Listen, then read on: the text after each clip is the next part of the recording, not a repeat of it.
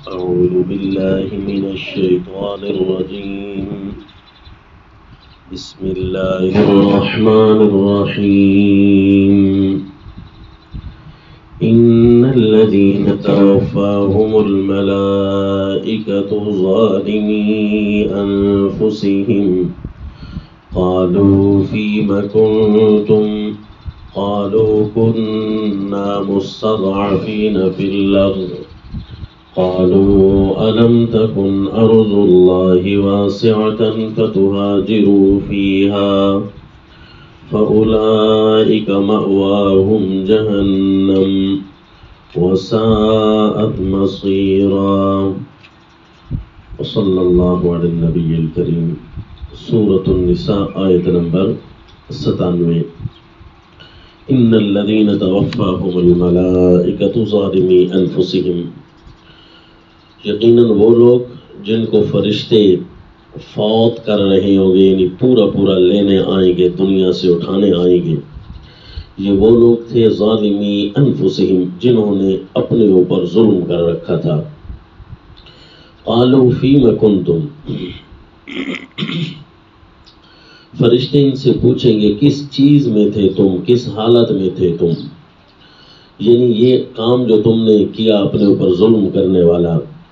وہ ظلم خواہ کسی طرح سے بھی ہو، اللہ کی نافرمانی کا خواہ کوئی بھی حصہ ہو، وہ ظلم بنتا ہے۔ کہا تم نے اپنے اوپر ظلم کیا تھا، اللہ کی نافرمانی کی تھی، کس حالت کی وجہ سے کی تھی، کیوں کیا تھا؟ وہ کہیں گے ہم نے خواہ تو نہیں کیا تھا، ہمارا تو دل چاہتا تھا اللہ کی فرما برداری کرنے میں،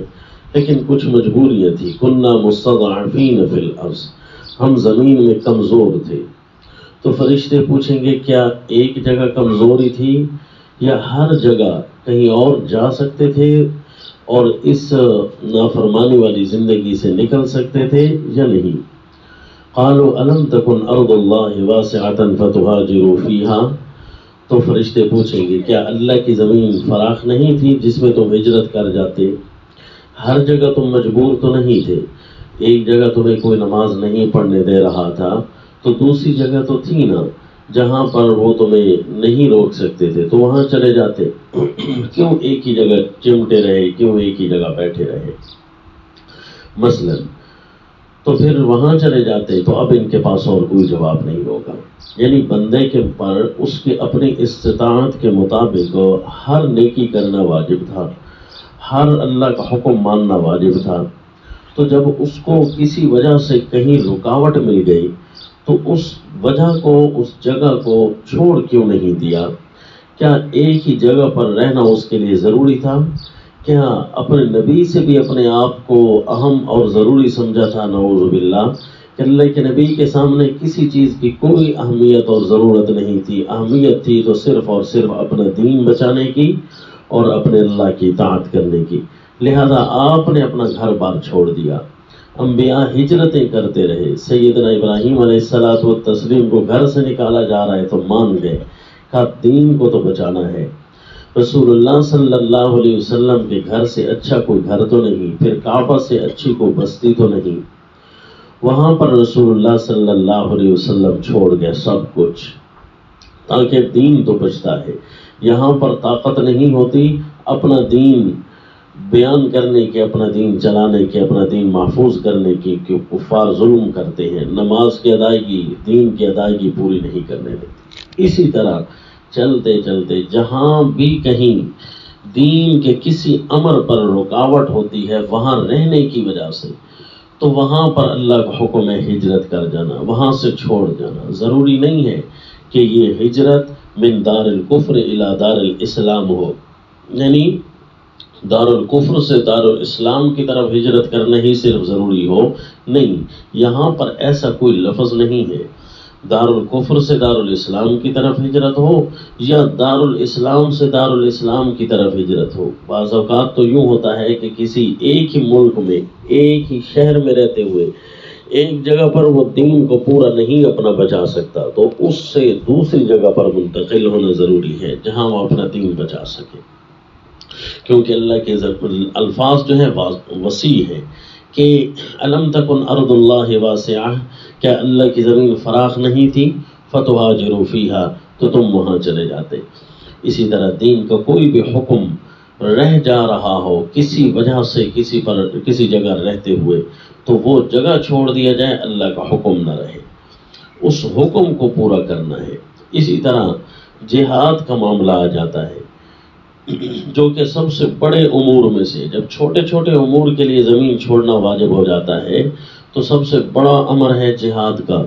اگر ایک علاقہ میں رہتے ہوئے جہاد کے فریضہ کو پورا نہیں کیا جا سکتا اور معلوم ہو جائے کہ کسی دوسری جگہ پر اگر میں پہنچ جاؤں تو وہاں جہاد کا فریضہ میرا پورا ہو سکتا ہے، اور اس پر اس کو تسلی ہو، تو فوراً اس جگہ کو چھوڑنا واجب ہو جاتا ہے۔ کاروبار کا کیا بنے گا، اس روپے پیسے کا کیا بنے گا، سب کو چھوڑ چھاڑ جانا واجب ہو جاتا ہے۔ الا المستضعفین، اور اگر یہ لوگ نہیں جائیں گے نا تو صاف لکھا ہے فاولئک مأواہم جہنم، یہ وہ لوگ ہیں جن کا ٹھکانہ جہنم ہے، وساءت مصیرا، یہاں پر یہ جگہ بہت بری ہے۔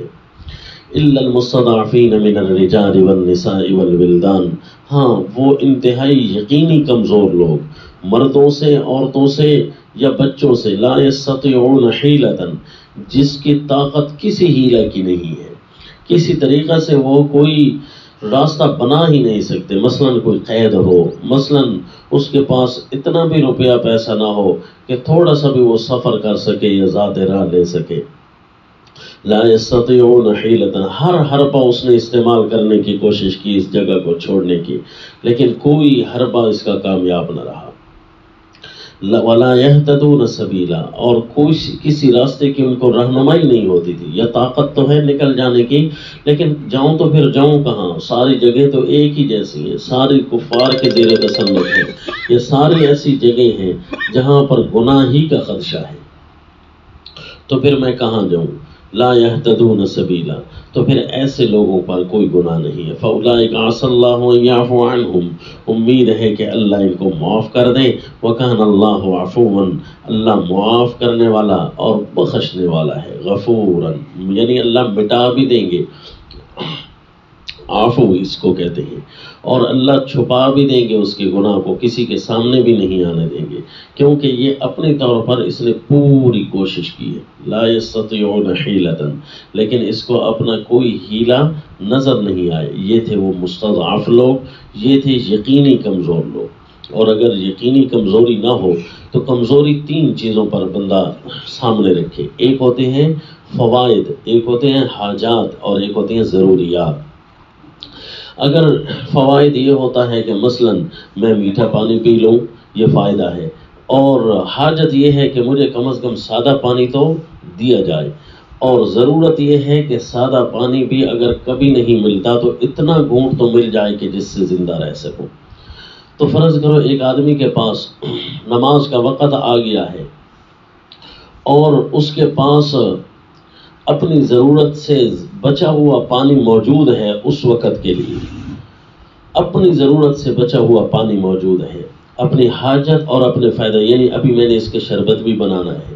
یا میں نے اس کا جو ہے اس سے خوب رگڑ رگڑ کر میں نے نہانا بھی ہے،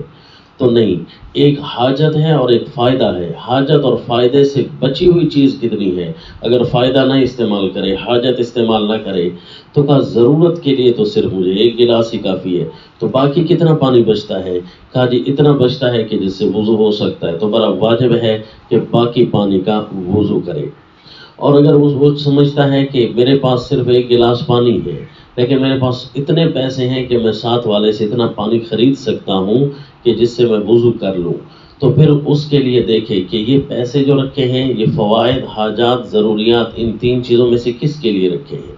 اگر تو ضرورت کے لیے رکھے ہیں، یعنی ضرورت ہے کہ اس کے علاوہ تو اب جان چلی جائے گی، میں مر جاؤں گا، ابھی سے مجھے کھانا خریدنا ہے، بھوک ستا رہی ہے، تو پھر اس کے لیے پانی خریدنا واجب نہیں ہوگا۔